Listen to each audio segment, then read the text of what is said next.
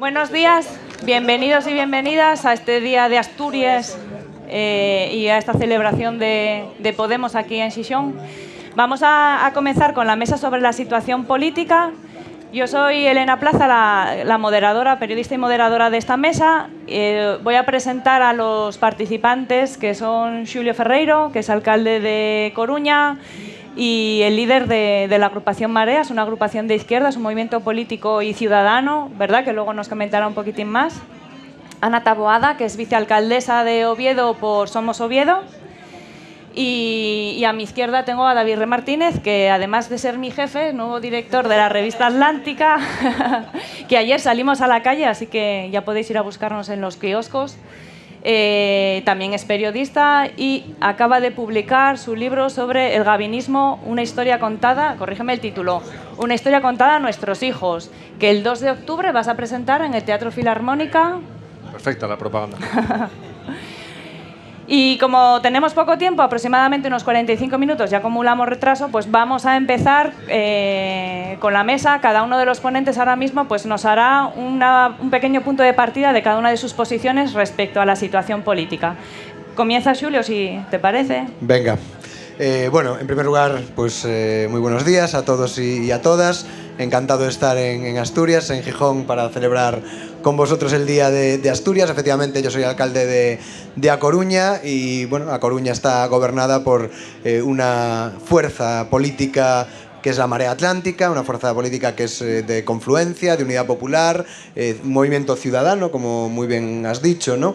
Donde conseguimos, pues en 2015, agrupar a todas las fuerzas prácticamente que estaban a la izquierda del Partido Socialista, donde conseguimos que muchísima gente que no militaba en ningún partido se sumase, ¿no?, como lista ciudadana que éramos. De hecho, pues de los 10 concejales que estamos en el ayuntamiento, solo 3 tienen militancia política, aparte de la Marea Atlántica. O sea que creo que fue un ejercicio de confluencia y de unidad popular donde demostramos que la suma multiplicaba, y creo que por lo tanto el éxito fue tanto que le dimos nombre a lo que es el movimiento político de las mareas en Galicia, ¿no? La Marea Atlántica es, bueno, no sé si la marea original, pero fue la primera en autodenominarse como tal, en salir, y bueno, y contribuyó, creo que a lo que fue un movimiento municipalista, un movimiento de base, y que se fue replicando en las ciudades y en muchos pueblos también de Galicia, ¿no? Con el resultado pues que conocemos, gobernamos las 3 principales ciudades de la provincia de Coruña, nosotros en A Coruña, Compostela Berta en Santiago y Ferrol en Común en Ferrol. Pero bueno, es decir, un movimiento que se extendió, que dio origen también a lo que es en Marea como fuerza política también de confluencia en las elecciones autonómicas y también en el Parlamento del Estado. O sea que creo que para nosotros, ¿no?, el punto de la unidad popular, ¿no?, del municipalismo, de la construcción de la democracia desde abajo, creo que es muy importante, que es una seña de identidad y que es por lo que seguiremos evidentemente apostando, ¿no?, de cara a 2019 y más allá. A ver, Ana. Bueno, pues yo también diría que en la línea de Xulio, el municipalismo del cambio ha demostrado que se puede hacer más y mejor con menos. Nosotros en Oviedo hemos pagado en estos 3 últimos años 120 millones de euros en pufos del Partido Popular, en Calatravas, Villa Magdalenas, un montón de pufos. Y hemos hecho al mismo tiempo sin recortar ni un solo euro, sino aumentar e incluso multiplicar por 4 las políticas sociales en Oviedo. Y yo creo que ejemplos como estos de municipalismo, de la buena gestión, también deberíamos mirarnos a otros, hablando de este país, ¿no?, de este país, pues deberíamos mirar hacia Portugal. En Portugal, por ejemplo, se han trabajado hacia políticas más expansivas, han apostado por invertir en gasto público, como estamos haciendo desde el municipalismo también, evitando los recortes, y además bueno, pues con políticas de gobiernos en que han apostado por la diversidad y por el pluralismo político y trabajar con consensos. Y en ese sentido yo creo que ahora lo que viene, o que debería venir, sobre todo con la última reunión que tuvo Pablo Iglesias con Pedro Sánchez, debería ser pues apostar por esas políticas públicas de consenso y apostar realmente por lo que necesita la mayoría social, que son políticas sociales y de mejora de una vida digna para las personas, ¿no? Y por último, David. Pues yo lo que veo es que me va a tocar poner el punto negativo, por lo menos en la primera ronda. Yo coincido más o menos con lo que habéis hecho, la exposición de cómo alcanzasteis en los dos casos, además, dos ciudades de larga tradición conservadora. Y en los dos casos conseguisteis desalojar a esa tradición conservadora con una unión de pares, pero de pares de distintos sitios. Era un momento, yo creo, donde se primaba la decencia. El electorado quería decencia en los puestos de ejecutivos. Yo creo que lo que ha cambiado ahora, o lo que se va a jugar el año que viene, y es lo que veo un poco problemático, es que yo creo que el electorado ahora, aparte de decencia, quiere eficacia. Y ese, en parte, es el secreto o el éxito que ha tenido ese ejecutivo de Pedro Sánchez, ese éxito mediático, que fue recibido como un montón de gente capaz. Yo no sé hasta qué punto esos logros, por ejemplo, Ana, que tú dices, están llegando a la ciudadanía de Oviedo. Sí sé que hay una apariencia de follón interno entre los socios del gobierno local, cosa que creo que a ti también te ha pasado. Bueno, nosotros no tenemos socios en el gobierno. Pero ¿no? sois dispares y sí, habéis tenido también como ciertas contradicciones mediáticas, ¿no? Bueno, no coincido, ¿no? En que internamente el gobierno municipal de La Coruña ha tenido disensiones mediáticas, no ha tenido. A pesar de la diversidad, ¿no? Y de las diferentes proveniencias, somos un grupo súper unido, súper sólido. No hemos tenido, digamos, ninguna cuestión pública de que unos concejales se contradigan a otros o digan cosas diferentes, sino hemos, creo que, dado una imagen de cohesión coherente, muy importante. O sea, ¿crees, ¿no?, que la imagen que se tiene es un gobierno coherente? Sí, otra cosa es que tenemos problemas para llegar a acuerdos con los otros partidos en el Pleno, particularmente pues con el Partido Socialista, que es con el que sumaríamos la mayoría absoluta en el Pleno, ¿no? Eso sí ha sido una constante que creo que particularmente le ha pasado bastante factura al Partido Socialista en A Coruña, bajo mi punto de vista, ¿no? Bien, como soy periodista te lo manipulo y os lo cojo para devolveros la pregunta. Me sirve porque lo que yo os quería exponer es, yo creo que vuestros retos principales ahora son demostrar que habéis sido eficaces y que podéis serlo más, y demostrar que podéis ser también dialogantes, que es esa otra cosa que nos ha vendido Pedro Sánchez muy perfectamente. Bueno, yo creo que, a ver, tenemos un Partido Socialista en Asturias, creo que muy particular, ¿no? Que incluso se podría parecer también al Partido Socialista andaluz, de alguna manera, también por las dinámicas políticas que han venido asolando este país que es Asturias, ¿no? Pues con el caso Villa, el Muselón, las redes clientelares del Soma, etcétera.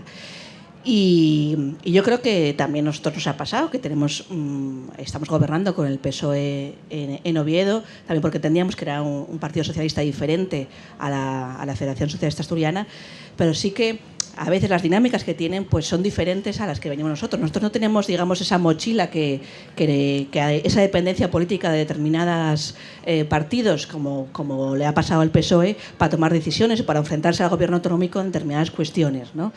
Incluso en cuestiones que tienen que ver con la corrupción. En ese sentido, pues nos hemos encontrado con un PSOE ciertamente timorato, ¿no? De alguna manera no ha sabido abordar de forma inmediata y con garra y con valentía en su momento, pues abordar cuestiones que pues no puede ser que venga la UDEF, ¿no? Que venga con los maletines al ayuntamiento y que no tomes cartas en el asunto de manera inmediata y actúes, porque bueno, nosotros hemos venido a hacer las cosas de forma diferente.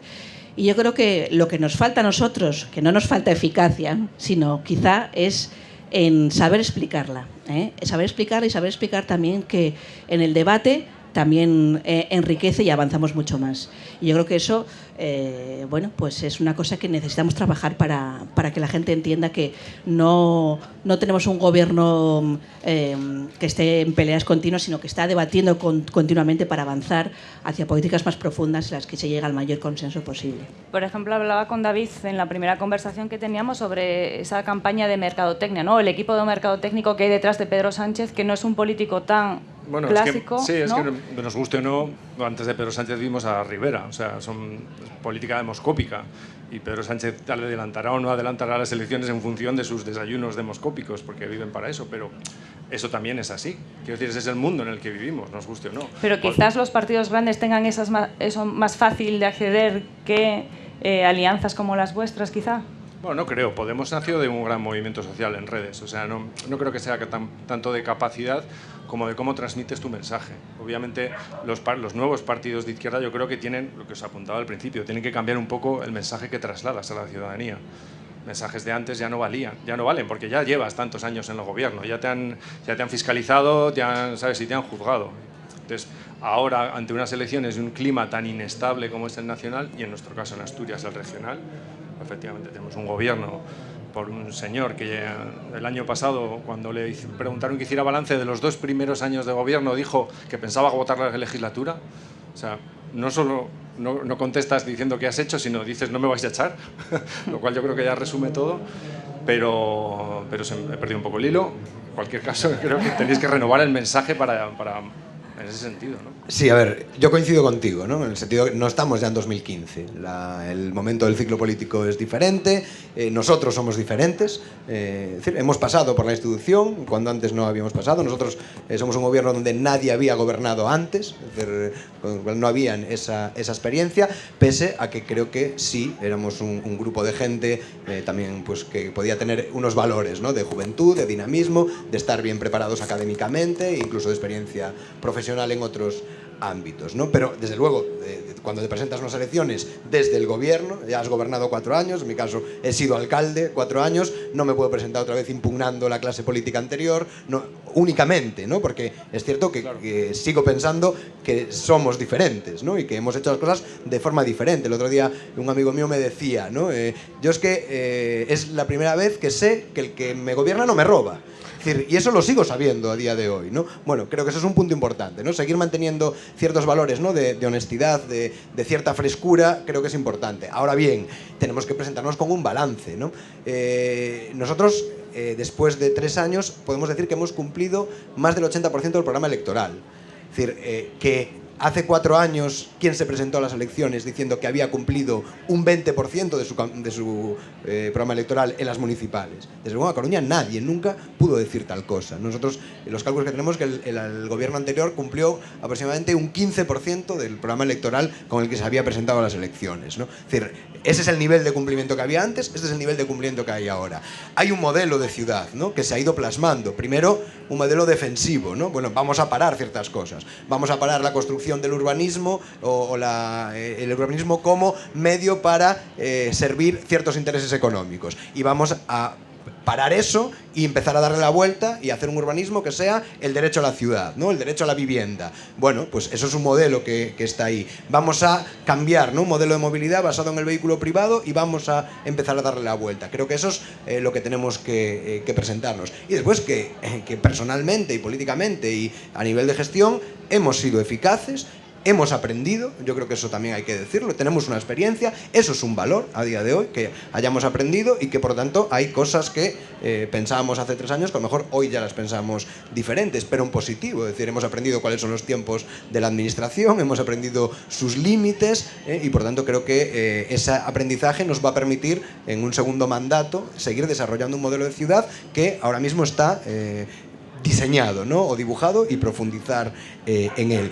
Y además no hemos aprendido lo malo de la política, que una vez se aprende es bastante difícil de desaprender, ¿no? Es decir, el clientelismo, la corrupción, todo eso no está en nosotros, ¿no? Y esperemos que no llegue nunca. Pero ¿no? podría estar, ¿no? Una vez que te acomodas o que entras en esa rueda, ¿podría darse el caso?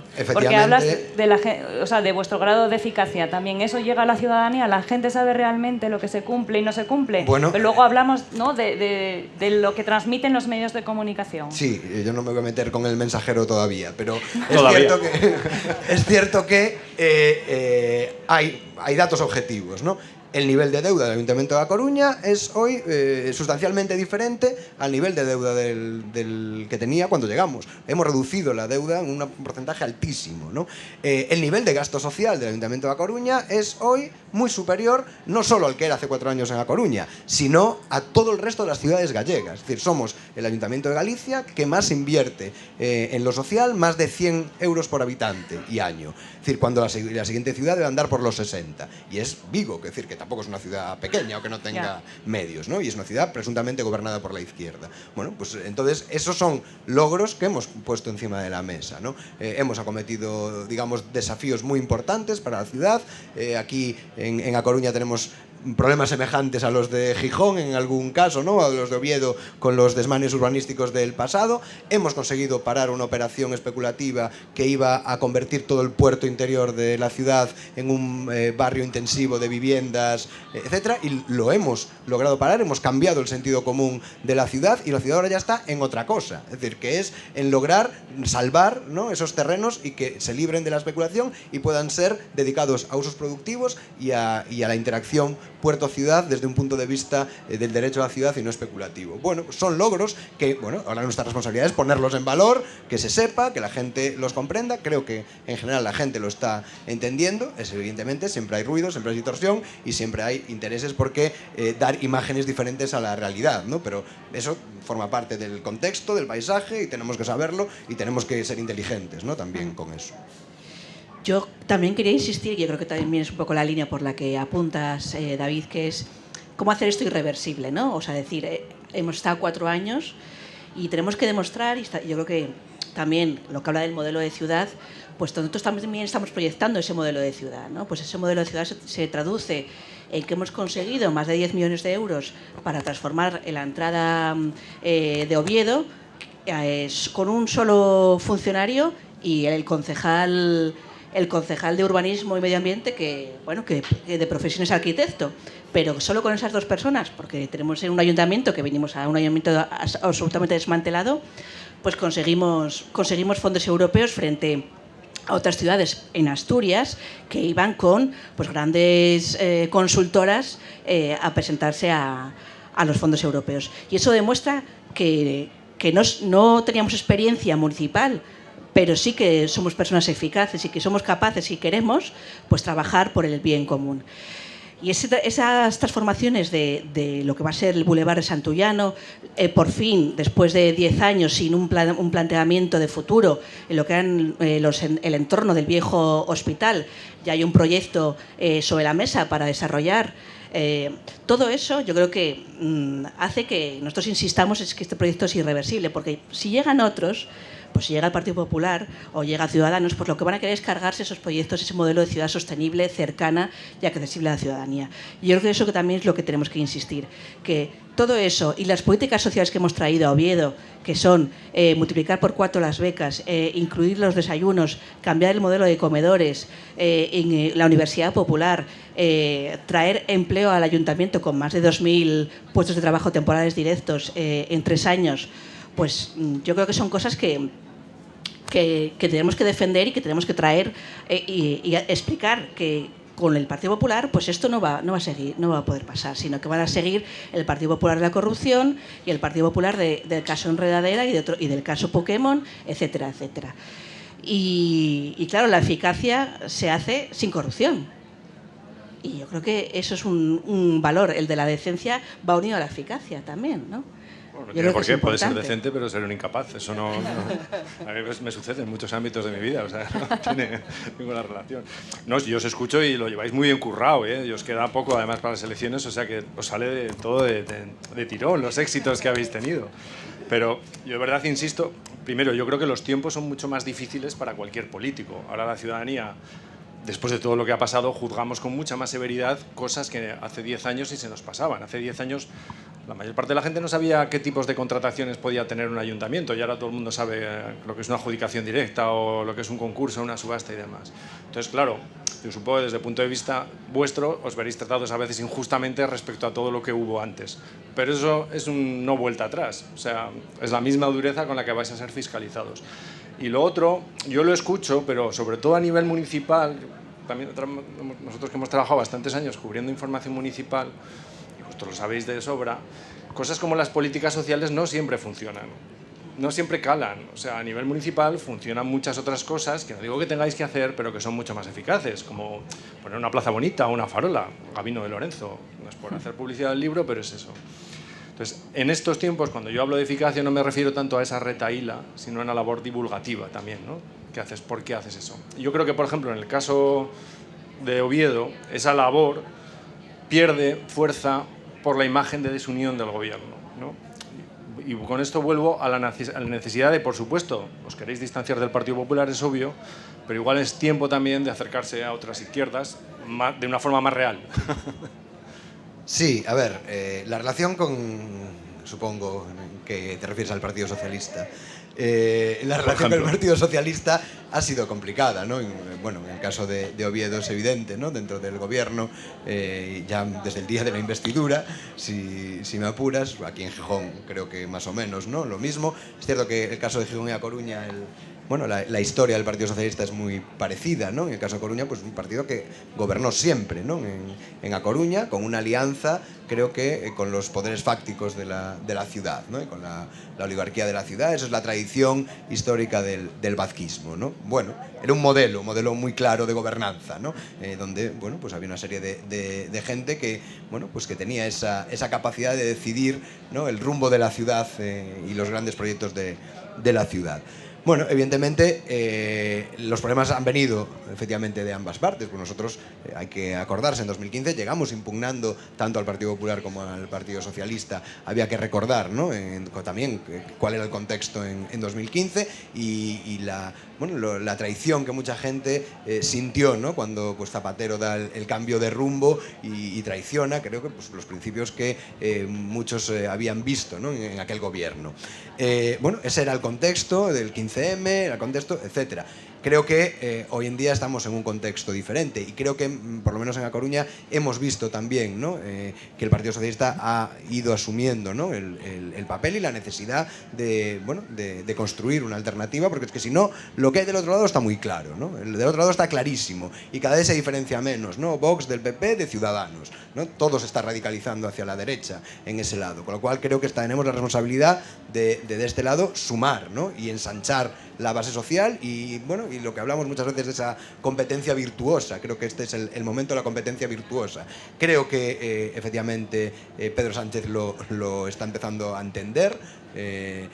También con sus dificultades, ¿no? Porque hace un mes y pico, con la primera discusión del techo de gasto, ya hubo el primer problema para no llegar a acuerdos, ¿no? Con lo cual, bueno, creo que también creo que lo está entendiendo bien nuestro espacio político y este acuerdo de esta semana, ¿no? Y la necesidad de marcar agenda, decir cuáles son nuestros temas que nos interesen y utilizar, digamos, un gobierno que contribuimos, creo, todos, desde los municipios del cambio hasta los grupos parlamentarios de todo el espectro político de la izquierda, en cambiar, ¿no? Un gobierno que era, creo que, imposible, ¿no? Seguir con el gobierno del PP y de Mariano Rajoy. Y oye, pues creo que el cambio de gobierno no es fruto solo de la acción de una persona que ahora es presidente, es fruto de una acción mucho más prolongada en el tiempo, ¿no? Y de hecho, pues muchos de los gestos, ¿no? Del que hablabas que hace el gobierno de Pedro Sánchez, los hemos hecho en los ayuntamientos antes, ¿no?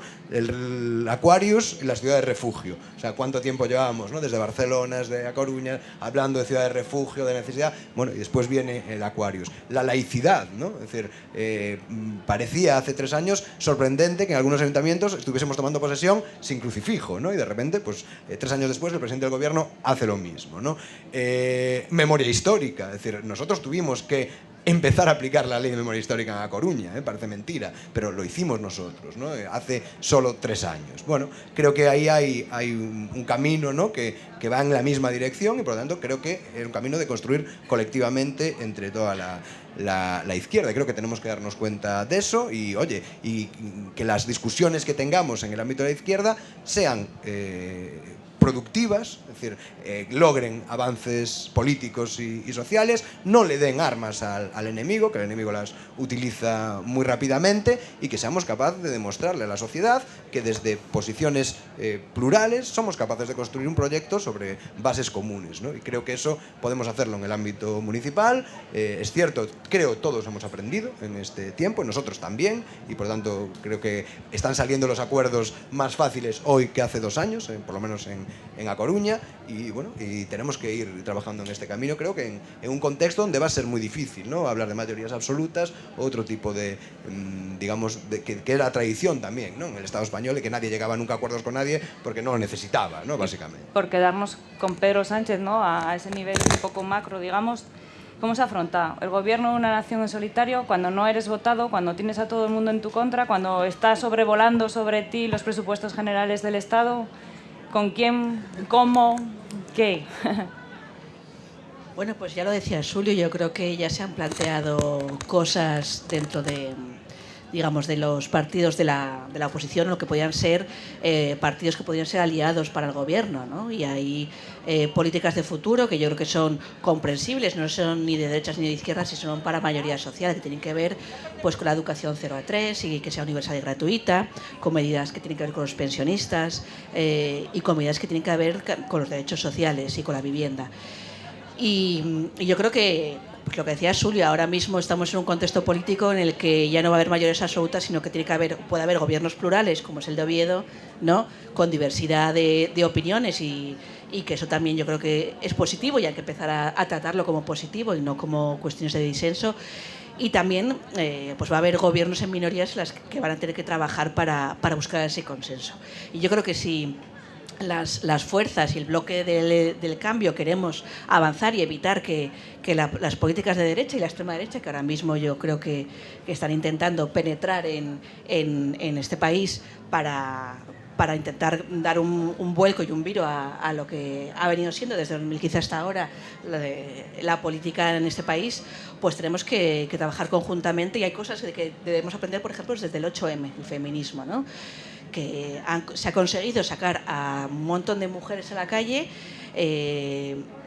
con pensamientos viniendo de fuerzas políticas diferentes, de movimientos sociales diferentes, pero hemos salido todas juntas a la calle para reclamar algo que era muy necesario, ¿no? Pues que la visibilidad de la mujer, las políticas necesarias de igualdad y que el espacio político pues también es nuestro. Y en ese sentido yo creo que también es otro de los aprendizajes que se ha hecho en el gobierno de Pedro Sánchez, que ha visibilizado solo política de mero efecto, que luego veremos si luego se traduce en políticas concretas, ¿no? Pero que sí que ha dado ejemplo y eso no viene solo porque lo ha hecho yo Pedro Sánchez, sino porque lo ha hecho el 8M.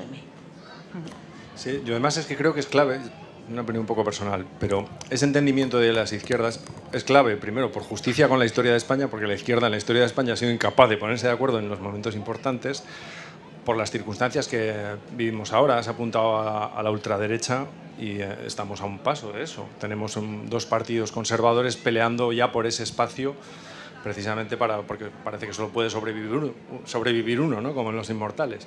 Y todo escora hacia ahí, por no hablar del contexto europeo y mundial, ¿no?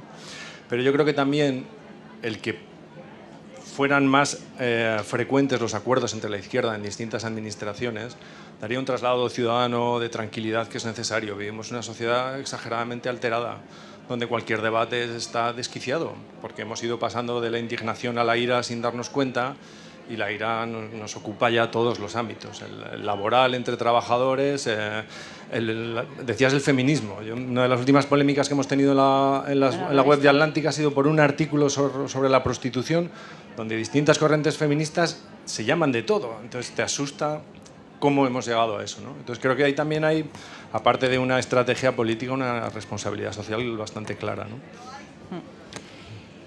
¿Cómo pensáis, trayéndolo un poco a Asturias, ahora que se supone que hay cierta sintonía, porque hay correlación, ¿no? Si gobiernan a nivel nacional y regional el PSOE, ¿qué nos puede beneficiar o en qué no? ¿Qué podemos sacar? ¿Qué réditos? Una región que luego también tú nos puedes decir cómo se percibe desde fuera de Asturias a los asturianos, ¿no? O lo que fue la región antes y lo que es ahora, en lo que se convirtió. Bueno, yo creo que a mí me gustaría que, bueno, por ejemplo, Izquierda Unida, pues realmente también formara parte de ese bloque del cambio y estuviera con nosotros en la alianza para trabajar conjuntamente en que Asturias sea por fin haya un gobierno pues de cambio y de futuro, de proyectar futuro hacia afuera, ¿no? Y yo creo que en ese sentido hay mucha gente dentro de Izquierda Unida que también apuesta por ello. Yo estoy segura de que así es. Y algunos, personas así concretas que han puesto algún palo en la rueda a Garzón, pero yo creo que, bueno, tanto Garzón hizo un esfuerzo en su momento para generar pues una confluencia amplia, como también con las mareas y demás, y Pablo Iglesias, y yo creo que eso es muy necesario, que esas fuerzas de la izquierda pues sean la palanca de cambio para que Asturias sea gobernada por unas políticas reales de cambio y no en la parálisis en la que nos encontramos ahora, ¿no? Y el PSOE, bueno, pues habrá que ver, ¿no? Yo creo que ahora mismo solo estamos viendo pues un gobierno autonómico que sigue con las mismas dinámicas y un planteamiento de futuro que todavía tampoco hemos escuchado nada que de alguna manera pues quiera hacer sumar, ¿no? Pues yo reitero que parece que estoy hablando de mi libro, pero que es una cuestión que también decía Quique López y es muy importante para Asturias. Tenemos un problema que es el problema demográfico. No queremos que nuestros jóvenes y nuestras familias se marchen de aquí, ¿no? Y cómo combatir eso, pues hay medidas muy claras, como es la medida del 0 a 3, que sea con carácter universal y gratuito. Yo creo que esa medida, que ya hay un avance a nivel del gobierno central, pues yo creo que deberíamos avanzar en ese sentido y que se cierren en banda con una cuestión que es de cajón y de sentido común, pues no se entiende. Y con cosas como esas concretas yo creo que se podría avanzar hacia un gobierno de futuro para este país, ¿no? Asturias. ¿Tu punto de vista? Pues no tiene nada que ver con lo que has dicho. No, es que si analizas el gobierno de Asturias y lo que puede sacar del PSOE, que creo que era la pregunta que podía sacar, para empezar no vamos a sacar nada porque nuestro presidente, que es del PSOE, fue uno de los adalides contra el que ahora es el jefe del PSOE, con lo cual no tenemos nada que hacer. Están en pleno proceso de reconstrucción interna con un secretario general de la otra corriente y tenemos, pues lo que os decía antes, un presidente que está casi desaparecido, que es incapaz de pactar unos presupuestos y además cuando los pacta con el Partido Popular después de haber sido investido con el apoyo de Izquierda Unida, lo cual es una cosa muy rara.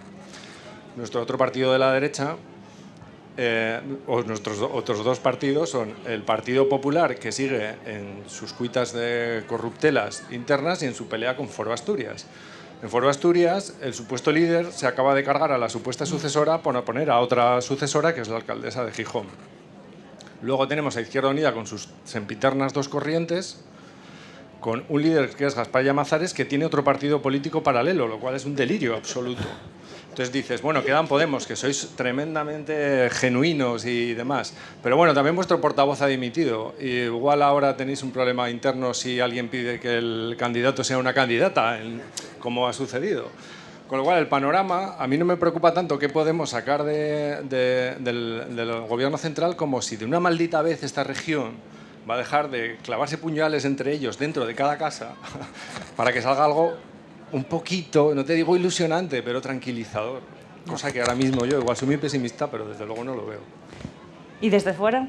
Bueno, desde fuera la verdad sí se ve, ¿no?, que la situación política en Asturias es compleja, ¿no? Bueno, al mismo tiempo se ven desde Galicia por lo menos problemas muy parecidos, ¿no?, a los que tenemos nosotros, ¿no? El demográfico evidentemente es un problema que preocupa también en Galicia, el envejecimiento de la población y bueno, y cómo damos respuesta, ¿no?, a unas ciudades, en nuestro caso y creo que en el vuestro, ¿no?, donde pues la edad media va a ir subiendo y por tanto se crean otras necesidades. Y bueno, y también el tema de, bueno, por ejemplo, ahora yo veo con bastante curiosidad, ¿no?, esta alianza que se ha creado, ¿no?, un poco entre Feijóo y el presidente asturiano también, en una especie, ¿no?, de entente del noroeste, ¿no?, para el tema del corredor de mercancías, ¿no?, que creo que es un tema fundamental, realmente, ¿no?, no quedar desenganchados de la red europea de transporte. Creo que eso sí es un tema fundamental. No sé si se está planteando bien, en todo caso, desde los dos gobiernos autonómicos, ¿no? De lo que puede sacar Asturias del cambio de gobierno central o no, pues no lo sé. Bueno, Chimo Puig también estaba en contra de Pedro Sánchez, ¿no? Y ahora de repente en el... pero es un poco más sagaz que el nuestro. En el último Consejo de Política Fiscal creo que le fue bastante bien, ¿no? Nosotros desde A Coruña hemos visto con ilusión el cambio de gobierno y el talante con el que nos relacionamos hoy con el gobierno central es totalmente diferente a como era hace unos meses, ¿no? Es decir, de poner un ejemplo, yo durante 3 años nunca pude hablar con el ministro de Fomento, con el anterior. Sí, con la anterior, con Ana Pastor, tenía una relación fluida, pero nunca he hablado con alguien que además fue alcalde de una ciudad de un tamaño parecido a las nuestras, ¿no? Con lo cual es curioso. El PP utilizó siempre la Xunta y el Gobierno central para hacer oposición política en A Coruña, para bloquear proyectos, para que las cosas no saliesen, y ese ha sido digamos, el clima, ¿no? Además de pinza entre Gobierno central y Gobierno autonómico contra la ciudad, ¿no? Ahora se abre otra etapa y el clima ha cambiado, ¿no? La relación con la delegación del gobierno, la relación con los ministerios, hay una relación fluida de diálogo y de, bueno, buenas señales. Ahora llega el momento, creo, después de los primeros 100 días, que esas buenas señales o ese clima concrete en los proyectos que tenemos que sacar para adelante, ¿no? Y en eso estamos y espero que así ocurra, pero bueno, evidentemente nosotros creo que no tuvimos ni 100 días de gracia, pero este gobierno también tiene difícil, ¿no? Seguir, bueno, solo con gestos, y creo que hay que ir ya a lo concreto, ¿no? Bueno, esperemos que pueda ser así. Sí, además las dos ciudades tenéis proyectos viejos sin resolver que dependen de la administración central. Sí, vamos, la fábrica de La Vega, por ejemplo, en Oviedo, que es lo que más... Y que ahí solventas de un plumazo la eficacia. O sea, solucionas una de esas cosas y ya no hace falta más programa electoral. Sí, sí.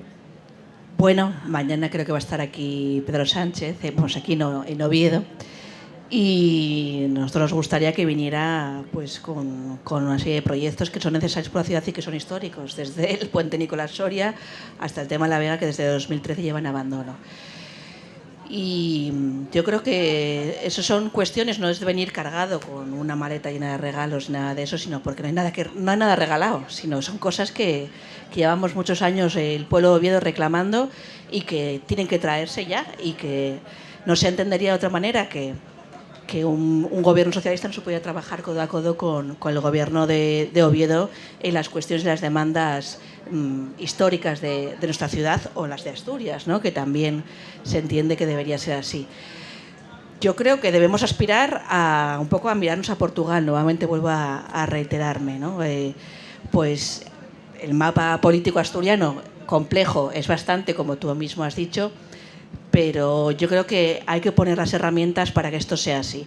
Yo creo que desde el Municipalismo del Cambio vamos a hacer toda la palanca que sea posible para que el cambio se dé lugar y avanzar a un gobierno asturiano, pues un gobierno asturiano de cambio, y desde aquí yo creo que hay que hacer un llamado a todo el mundo para que realmente pues nos dejemos de las dinámicas políticas de la política vieja, digamos, de alguna manera, de solo intentar posicionarnos, sino realmente de buscar un futuro y un proyecto de futuro para este país, que si no, pues vamos a quedar sin gente y nos vamos a quedar solo con el voto rogado, ¿no?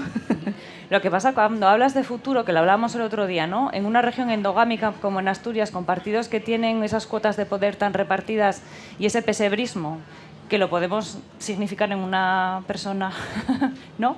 El caso Villa, en este caso, valga la redundancia. ¿Cómo hace eso del lastre para el avance de una región, ¿no? El no tener caras nuevas, ideas nuevas, que, bueno, suponéis un aire fresco un soplo de aire fresco en este sentido. Pero esos repartos, esas familias, ¿cómo lastran? Bueno, pues el caso Villa y el caso Marea son casos, digamos, que han reflejado la situación actual del Partido Socialista, ¿no? Y otros casos que también tienen que ver con la forma de trabajar que se ha venido trabajando, y que de alguna manera venía diciendo en su momento Cascos, pero que también tenía cierta realidad, ¿no? Que tiene que ver con esos acuerdos nunca escritos entre el Partido Socialista y el Partido Popular para repartirse los gobiernos y los pasteles, ¿no? Determinados. Yo creo que nosotros estamos intentando hacer que eso se rompa, se quiebre y se transforme en otra cosa.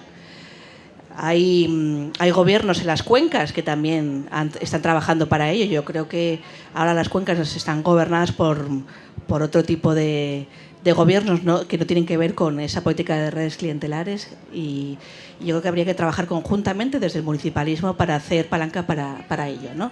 Pues tanto en Langreo como en Mieres, pues hay situaciones políticas diferentes a las que venían siendo, que eran gobiernos dirigidos por el SOMA, y ahora yo creo que no es así, y bueno, pues eso de alguna manera pues ha hecho que lo que antes era Asturias está dejando de serlo, ¿no? Pero obviamente eso va a cambiar de un día para otro. Y eso, sin que el Partido Socialista entienda que eso tiene que cambiar, es imposible. Y además, eso es un asunto troncal en Asturias. Has mencionado dos casos, el caso Villa y el caso Renedo, el caso Marea. Afectan los dos al PSOE, pero en realidad lo que traslucen es una red clientelar de décadas en los dos casos. Y eso es el traslado de una forma de funcionar regional y no propia solo del PSOE, tanto en las cuencas como en el gobierno regional. Sí, fíjate, David, el caso Enredadera sale Rabanal, que es del PSOE, salen también políticos pues del PP, de Ulibarri, era el dueño de Teloviedo, aquí en Asturias. Antes de vendérselo a los Cosmen. Sí, y además también formaba parte de una empresa, tenía una empresa que tiene que ver también con todo el negocio del Calatrava. Con lo cual, todo era lo mismo. O sea, da igual el color político, sino que lo que importaba era... Claro, a eso voy. O sea, no voy al PSOE, o sea, no voy a que sea exclusivo del PSOE, sino que en una región que se encamina a vivir de las pensiones y de los funcionarios, porque se está quedando sin ningún tipo de tejido productivo, y donde antes había industria y había sector agropecuario, ahora hay servicios y cada vez menores, más constreñidos al turismo. Si nos encaminamos hacia eso y no rompemos esa tradición de sinecuras, de pesebres, como has dicho tú, que se han dado en todos los estratos, da igual que mires en la universidad, que mires en los partidos, que mires... Si no rompes eso, no vas a cambiar la tendencia. Y para romper eso, casos como, insisto, el de Villa o el de Renedo, o el caso Marea, no pueden quedar ahí. Tiene que llevar a una reflexión y un cambio radical. Y un arrepentimiento y unos culpables. Y es porque es una reflexión social, no solamente es una reflexión del señor Villa o de la señora Tacones. Por dar un poco de cancha a los medios de comunicación, el cuarto poder, ¿no? Eso es Facebook ahora. Claro, tú el otro día me comentabas el papel de los medios tradicionales en cuanto al cambio de gobierno nacional, por ejemplo, y tal, y el impulso que están alcanzando pues medios alternativos como puede ser La Marea, como puede ser Atlántica 22 mismamente, ¿no? Está bien que nos pongas al nivel de La Marea, eso está muy bien. Bueno, vamos a ver, yo creo que el cambio de gobierno, o sea, la caída de Rajoy, todo este relato tan dramático que vivimos de la caída de Rajoy y la llegada de Pedro Sánchez y su elección de los Vengadores como Consejo de Ministros y todo esto, lo que para mí supuso un final de un proceso donde los medios tradicionales, los periódicos, sobre todo los periódicos de Madrid, se han ido desacreditando hasta el punto de vivir de espaldas al mundo. Lo que se vio en esa crisis es que los periódicos de Madrid se seguían creyendo influyentes y eran capaces, como le sucedió al País, de un día decir que lo de la moción de censura era impresentable y 2 días después decir que viva Pedro Sánchez. Entonces yo creo que ahí hubo, como todos estuvimos atentos a eso, hubo mucha gente que empezó a leer artículos de La Marea que caían en sus Facebook y en sus Twitter sin haber leído nunca La Marea y empezó a ver otras crónicas, otra interpretación de lo que estaba sucediendo, que fue como la puntilla para todos esos medios tradicionales. ¿Qué pasa? Que nosotros jugamos siempre en esa doble vara. Que te asocien con Podemos es muy fácil, siendo un medio de comunicación que hace crónicas distintas. A nosotros en Atlántica mucha gente se piensa que somos la revista de Podemos, porque hay firmas de gente que colabora con Podemos. Cuanto más pequeña es la comunidad de la que informas, más fácil es que se cruce todo eso, ¿no? Entonces es verdad que los medios distintos a los tradicionales tenemos ahora una oportunidad porque hay una demanda, porque la sociedad quiere eso, pero también tenemos que ir con pies de plomo para que no sea, pues no acabemos como Juan Luis Cebrián con el PSOE. Pues si acabamos, que acabamos ganando tanta pasta como Juan Luis Cebrián, en tal caso. Sí, y además... Hay que tocar mucho poder, entonces, ahí. Y además que hay otros canales también para llegar, ¿no? Se rejuvenece en cierta manera el electorado, que ya, pues, redes sociales, bueno, claro, otros formatos que ya no son los tradicionales. La clave es que yo me crié en un mundo, yo nací en el 71 y me crié en un mundo donde el relato de lo que sucedía cada día en mi ciudad, en mi región, en mi país y en el planeta, lo daba una cosa de papel que estructuraba, decidía qué se contaba y qué no se contaba, en qué orden, qué importancia, y ese relato me llegaba a mí. Ahora no, ahora el mundo llega a través de otros canales y tú decides qué relato quieres hacerte del mundo en función de lo que tú seleccionas, con lo cual el papel de los medios, por supuesto, no somos el cuarto poder. pero sí que seguimos siendo el periodismo. El periodismo tiene un valor y ese es el que tenemos que reivindicar. Y una función social, ¿no? Que es la de denuncia, que se olvida. Y ese es el que tienes que reinventar. Yo creo que además ha pasado cosas muy guapas últimamente con toda la televisión española y los Viernes Negros, que también pues ha visto que no solo Cuarto Poder, sino que la gente que está en los medios de comunicación trabajando, pues se ha hecho sentir pues con el enfado respecto a la manipulación mediática, que me parece importantísimo eso. El problema es que si fueran unas circunstancias económicas propicias para que nuevos negocios, porque esto no dejan de ser nuevos negocios, salieran y se asentaran, pues sería fantástico. El problema es que ahora todo ese periodismo vive a golpe de riñón y de esfuerzo colaborativo de gente que cobra 4 duros en el mejor de los casos, ¿no? Entonces, por eso no acaba de cuajar. Por eso no acaban de salir cabeceras que tengan la misma importancia y trascendencia como las tradicionales y certifiquen, si no su muerte, desde luego su paso a un segundo plano, ¿no? Pero esperemos que suceda. Bueno, sí, yo creo que es muy importante, ¿no? que haya periodistas que puedan hacer periodismo y no política. Las cabeceras tienen otros problemas, no solo que se hayan creído más influyentes de lo que realmente son en la actualidad, sino que han jugado otra cosa diferente a informar. Y eso yo creo que es, no sé si en algún momento nos podemos parar a pensar como ciudadanos, ¿no? Lo importante que es eso y lo grave que es, ¿no? Es decir, que determinadas cabeceras, yo creo que en Galicia es clarísimo, ¿no? Y bueno, pasa un poco como en Asturias, donde se concentra también, ¿no? La información, o tradicionalmente se concentró, ¿no? Es decir, en unos medios públicos y privados que tenían unas alianzas muy claras y que jugaban a eso, ¿no? Es decir, a influenciar en el mal sentido de la palabra, ¿no? Influir en el mal sentido de la palabra. Efectivamente, yo creo que siguen siendo, bueno, entes poderosos, ¿no? Y por lo tanto no hay que despreciarlo. Sí es cierto que en la gente de menos de 50 años cada vez tiene menos influencia, este tipo de cosas. Yo sí creo que hay algunas cabeceras, bueno, el caso del Diario, ¿no? Creo que sí se ha convertido en una cabecera influyente desde otro modelo diferente, ¿no? Yo creo que lo importante es que los periodistas tengan lugares donde puedan efectivamente vivir dignamente del periodismo e informar y no jugar a la política. Yo es que me acuerdo en campaña electoral, ¿no? Después de una jugada bastante poco limpia, ¿no? de un medio coruñés, donde yo al periodista le dije, pero ¿esto qué habéis hecho? O sea, dice, es que esto es política. Y dice, yo es que pensé que hacíais periodismo, disculpa. Es decir, no. Y claro, y el periodista me lo dijo tal cual, ¿no? Es decir, yo, bueno, pues esto es lo que hay, ¿no? Es decir, yo creo que en el 2015 no solo, ¿no? le ganamos al Partido Popular, le ganamos al Partido Popular y a un conglomerado de intereses en los cuales jugaba un papel muy importante también determinados medios de comunicación, ¿no? Creo que la virulencia con la que esos medios de comunicación responden, ¿no? O algunos de ellos por lo menos, a nuestros gobiernos municipales, a los propios, digamos, a todo el ciclo político del cambio, tiene que ver con esto, ¿no? Con ser defensores absolutos del status quo, ¿no? Y curiosamente se puede estar pontificando sobre la corrupción y sobre la falta de proyecto de país, ¿no? en Galicia, y al mismo tiempo apoyar al partido que hace eso, ¿no? Bueno, pues se puede hacer, curiosamente, ¿no? Se hace.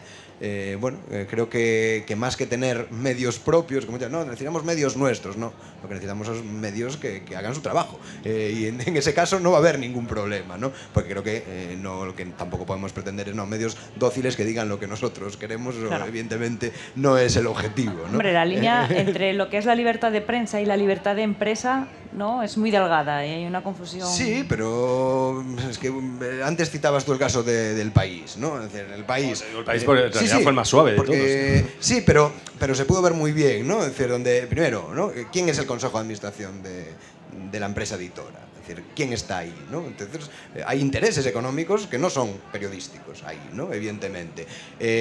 La actitud, ¿no? de ese medio de comunicación con, digamos, no solo nuestro espacio político, sino también, con Pedro Sánchez en su momento, y diciendo que la moción de censura pues no podía ser, no sé qué, y tú lo has dicho muy bien, ¿no?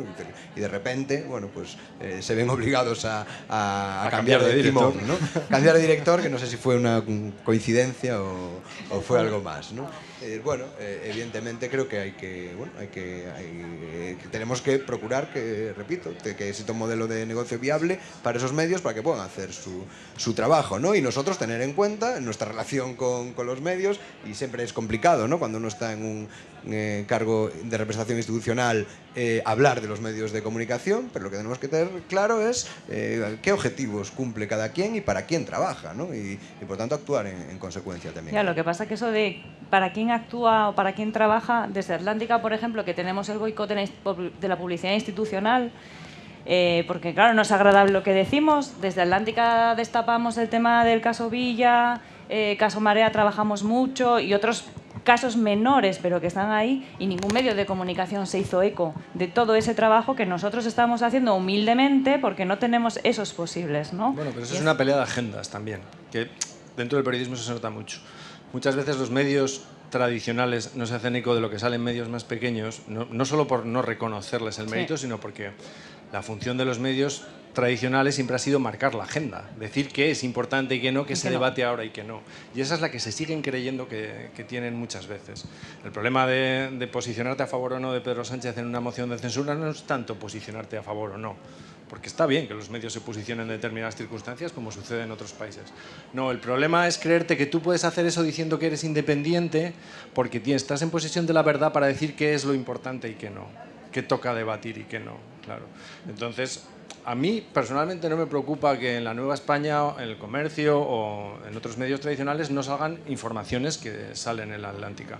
Al revés, casi me gusta, porque en cierto modo vivimos en un mundo donde todo eso se sabe y el público al que tú vas ya sabe exactamente eso, con lo cual, eso en ese caso, fenomenal. Otra cosa es efectivamente que la publicidad solo vaya a la Nueva España y al Comercio. Eso sí que fastidia, claro. Bueno, pues como fuimos con retraso y demás, vamos cerrando. Yo me gustó una frase que dijo Xulio, ¿no? De ahora sabemos que los que nos gobernáis nos robáis. Me gustaría que eso pudiera ser extensivo para el infinito y para todos los lugares del mundo mundial, y agradeceros vuestra participación y a vosotros vuestra asistencia. Muy bien, muchas gracias.